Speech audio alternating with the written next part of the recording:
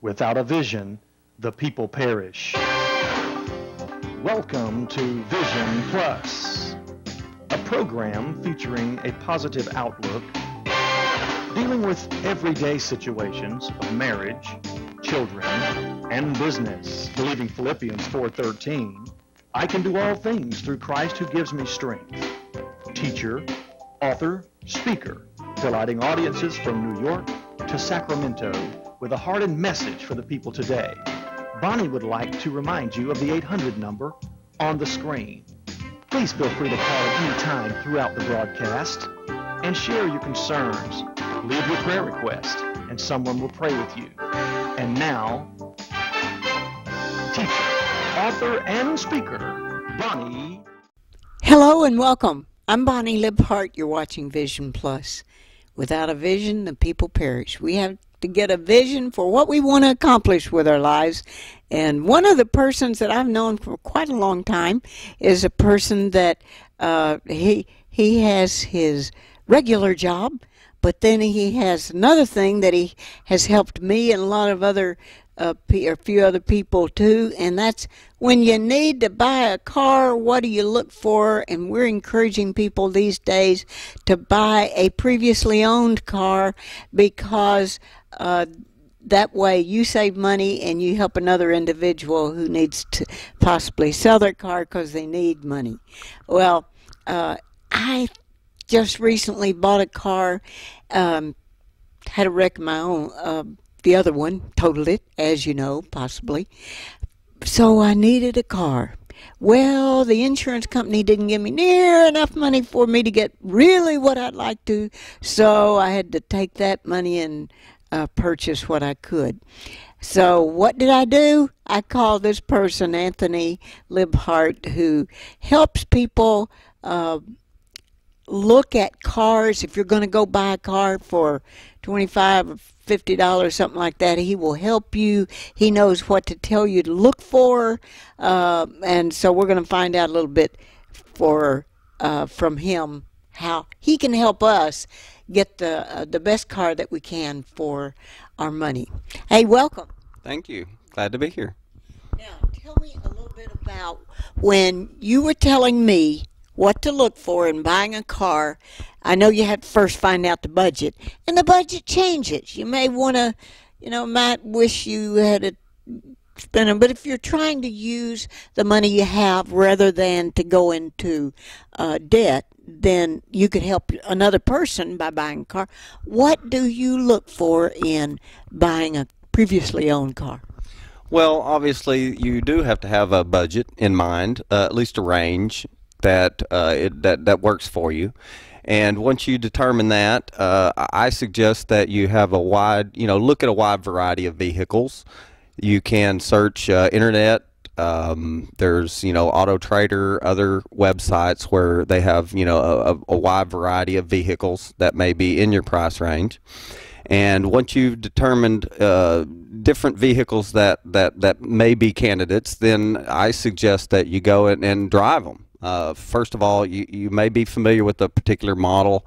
Obviously, there are very similar vehicles in certain categories.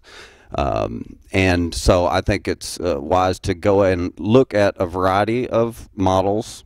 You first need to have something that appeals to you, that fits your needs as far as what you're trying to do with the vehicle, whether you need a SUV or a sedan or what have you.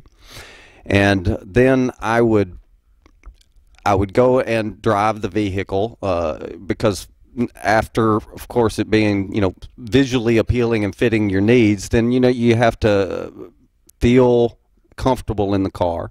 Obviously, being able to have good vision around you, the controls are where you need them or like them to be, and from there, it really becomes a matter of evaluating the vehicle to see if it is a roadworthy car. Generally speaking, in about the 10-year-old category is where cars reach their lowest value point, and you still can very likely find one that's got relatively low miles and is a good deal.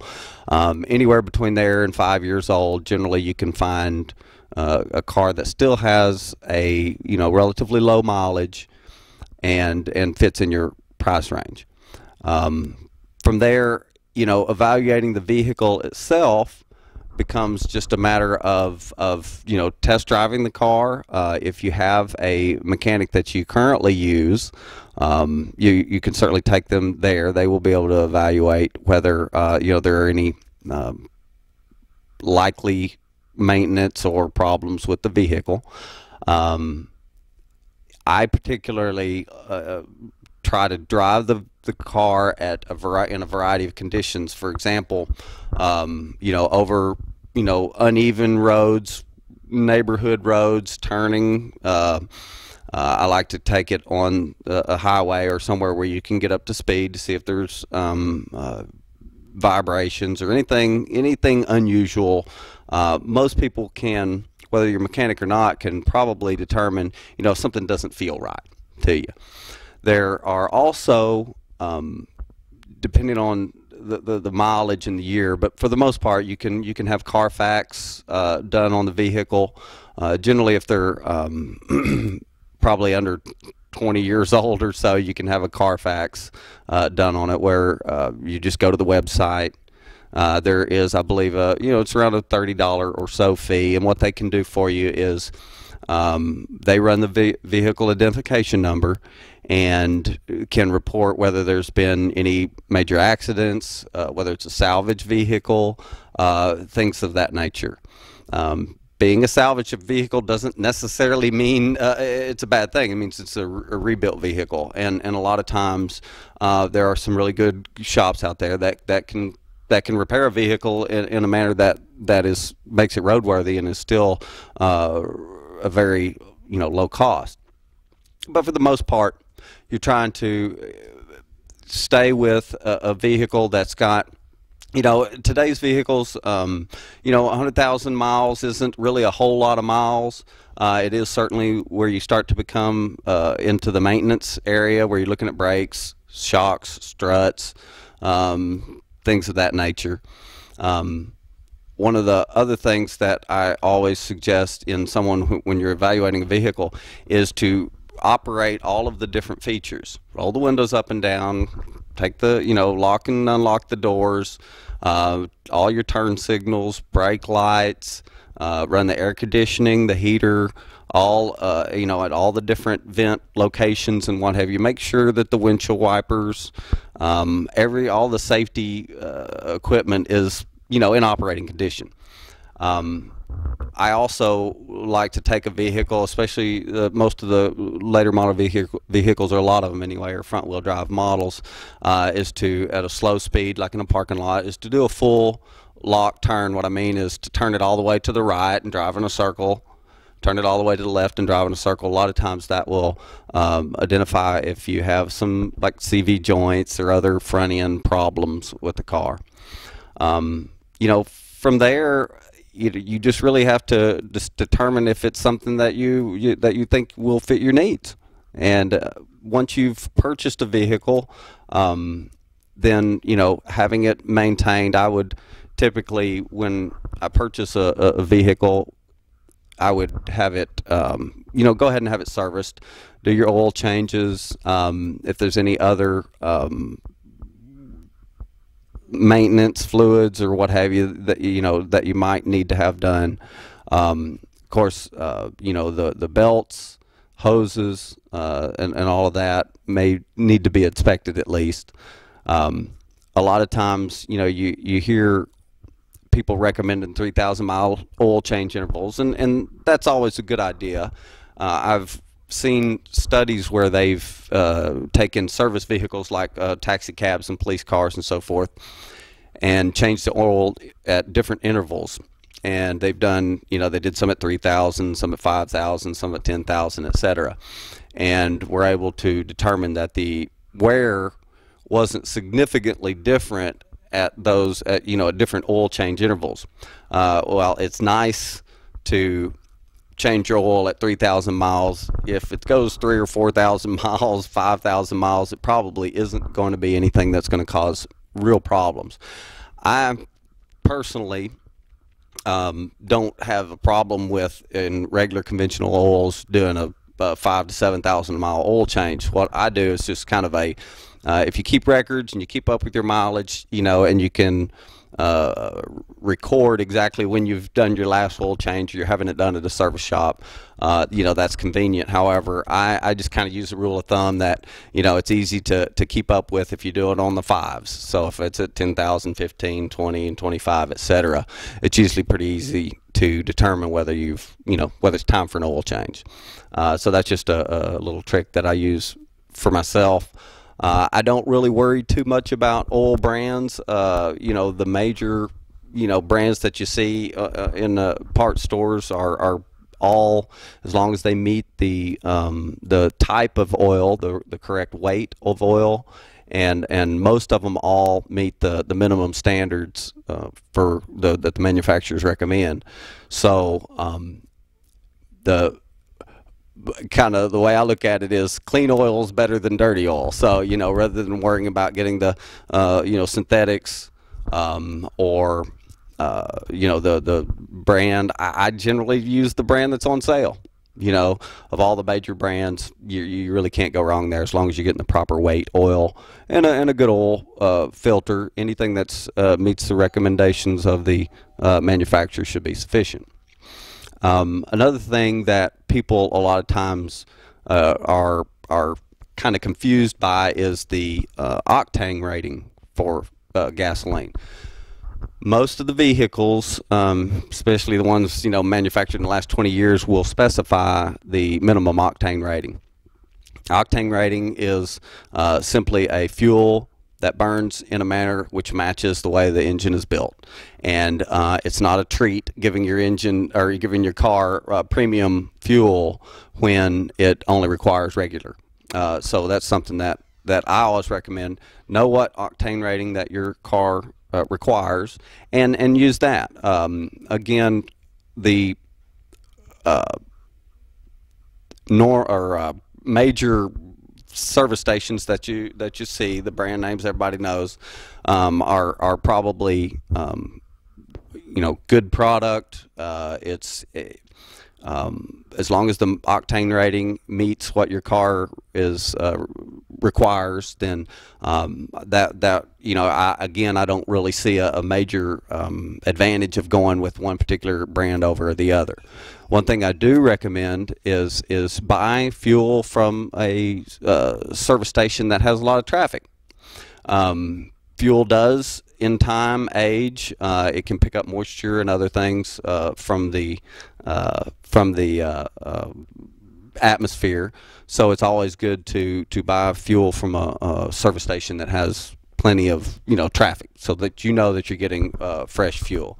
I think you mentioned that you had possibly got some bad gas at a service station, and it does happen. Most of them have a filter and methods to remove that, but occasionally it does occur. Here lately, there's been a lot of rain in the area, and a car which may have improper seal on the fuel tank or what have you may get some water in the fuel for some reason, and it can cause hard starting or dying or what have you, or just rough running. There are products that are available that you can put in your gas that will remove the water or allow it to be burned off. That is helpful to use there as well. I heard you had to run it for 100 miles. If you put one of those additives in there to kind of clean up your gasoline, that you have to run it for 100 miles without, and I don't mean without stopping, but in one trip before it really cleans out the whatever it is, water in your gas or sludge in it or something that you got from, because I know I stopped out in the country one day and it was a brand name service station, but you're right, there was no traffic around, and I know that I got bad gasoline, either water in it or something. Is that really true that you have to drive 100 miles before to clean out the gasoline? Well, I don't know if there's a specific distance that you have to drive, but certainly, for example, the water removing products generally have some kind of alcohol which mixes with water, and it allows it to burn off. And so driving for a period of time, it will take some amount of driving to use the fuel that's in the tank before you have, basically flushed out. So I don't know if there's a specific distance, but yeah, you would have to drive it for some period of time before the quote bad gas that's in there is off.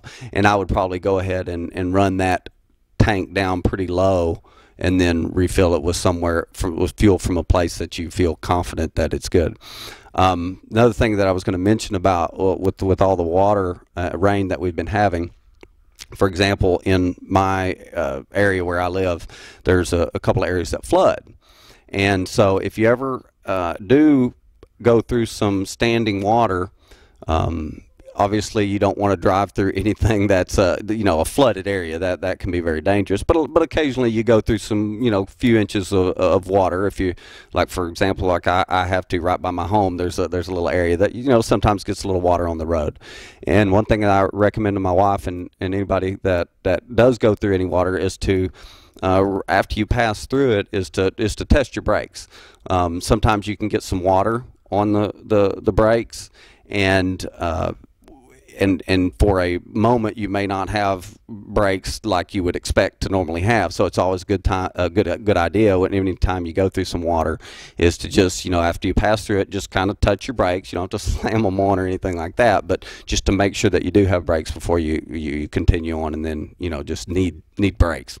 So that's just kind of a preventive measure obviously there.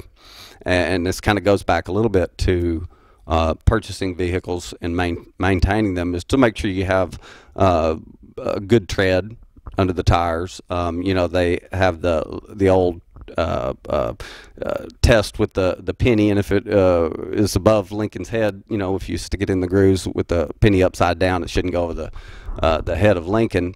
Most or all tires that I'm aware of anyway today have wear indicator bars, and they are ribs of rubber that go against the tread, and that you can easily see when that rib starts to, or when the tread wears down to that rib. That is the minimum legal tread depth. I think that's probably not necessarily a safe condition, especially when tires are worn. And depending on your driving habits, you may get 30 or 40,000 miles out of a set of good tires, for example, and that, again, depending on your driving habits, that could be a year or two for some people, maybe more. Tires and rubber does tend to get hard as time goes on, and they say dry rot. It's not necessarily rotting, but it does change its properties, and so it has less traction. So I would recommend not under probably 1/8 of an inch of tread depth. And as far as if you do live in a lot of wet weather area, that probably 3/16 or so of an inch is probably a minimum. Again, you don't have to have the greatest, most expensive tires, but good tires with good tread. There's a lot of online resources such as the Tire Rack and others that you can go and do some research on different tires if you're in the market of buying some. And another thing that they have, I think, is a nice feature, is there's an area for customers to review the products, so you can go in and see what other people have used those same products' experiences have been. So what I hear you say, if you're in the market to purchase a car, that someone like yourself who can identify the pros and cons of any previously owned car, that you can also look it up. So let's just recap all of those things. Number one, the the phone ringing, we unplugged ours, but our next guest that's coming on didn't know that, so she grabbed the phone running outside. But okay, we want to recap what all you said. There was one thing that you said. You said the vehicle identification number, what I call the VIN number, can tell about that vehicle. So you look. Let's just go over to kind of recapping. You look at the mileage, and I don't remember all the things you said. Well, the first thing is to have a budget in mind, determine what your usage is and what vehicles fit that category. Look at a variety of vehicles. You can have a Carfax done, which is where you take the VIN number and put it in, and they'll run a search to see if there's been any major damage reported on that vehicle.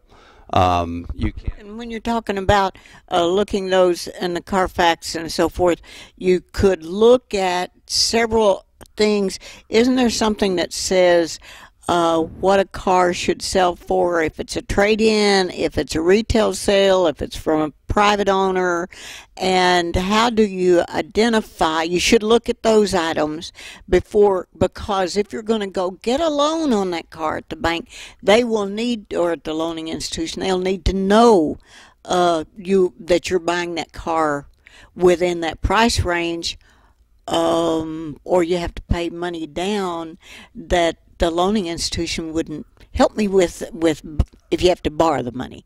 Okay. Well, that is, I presume what you're getting at is the value of the vehicle. There's several, again, online resources. Kelley Blue Book, which I believe is kbb.com, nada.com. All of those have wholesale, retail, and private seller values. Generally, I look at the private seller value. Even if you're buying it from a car lot, generally it'll be priced a little bit higher there. But that is going to give you a ballpark if you are financing of what the institution may loan against that vehicle, of course, with the mileage and so forth and the condition of it. Okay, now you've identified. Okay, let's explain to people like myself some different. There's a subcompact I hear people talking about. Then there is a Honda Accord. Give me some cars that are in that range. Atari. They're the ones that most people are familiar with. Subcompacts compact vehicles would probably be your Toyota Corolla, the Honda Civic, some of the Ford. I believe the used to be the Escort. Now I can't remember the name now while we're sitting here, but the smaller end. Then you have your compacts like the Accords and Camrys and so forth. What they call a mid-size would be like the Chevrolet Impalas and some of the other cars. I guess they may even be considered full size today, but you know they're. I don't know. Did that answer your question? Well, what? I mean, if somebody says, "Well, I have a kid or two, I would like to be able to feel safe in the car." What's some strong? Like I read in an article where the Honda Accord was a very safe car, had a high rating. What are some that are in that range? Well, I don't want to really recommend particular vehicles. That's certainly most of the brands that everyone's familiar with makes good quality cars. If you go to the Kelley Blue Books and some of the other sites, they do have categories as far as subcompact, compact, midsize, full size, and so forth. That will help you bracket the vehicles that would be in that category among the different manufacturers. I always say buyers are liars. I wanted a white car, one of those iridescent white ones with a light color interior. So what did I buy? Black on black. And I'm really happy with it. So you can have one thing in mind and go out and buy something else and be just as happy with it because it has other features I like. So we can do. And that's the thing and that's why I say look at a wide variety. Keep your mind open. Don't just go and say I want this brand or this model. If you're looking for good value, which is not always the lowest price, sometimes you can get a little bit lower mileage car for just a little bit more money. So, and if you look at a wide variety, generally you'll have a larger selection to choose from. Now that I have my car, I am supposed to, on the fives, I really like that idea that if it's 65, 70, 75, whatever mileage is on there, that if it's on the five, that's a good time to make sure you change the oil. Like I know I have myself set up to go to my doctor every year on my birthday or thereabouts. So I can remember, okay, if it's somewhere around my birthday, it's time to go for a checkup. And so that's a great way to remember that about cars. And what are some of the others? So change the oil on the fives.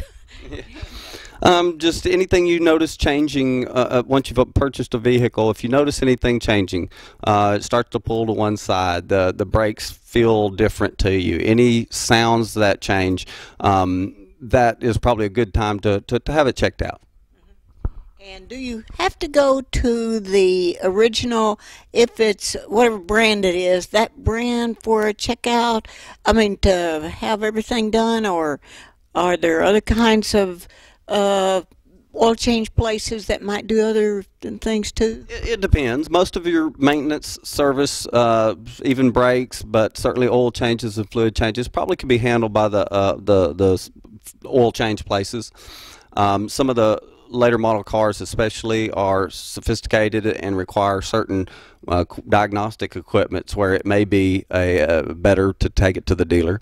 And also, if you know, have friends that have similar vehicles, you know, talk to them, see what they, where they take theirs and what their experience has been there. So Anthony Liphart, he can help you buy a car, previously owned car, and I think it's very reasonable, $25, $50, according to how long it might take you. If you're like his mother, it might take you a few days, so then that price goes up when that happens.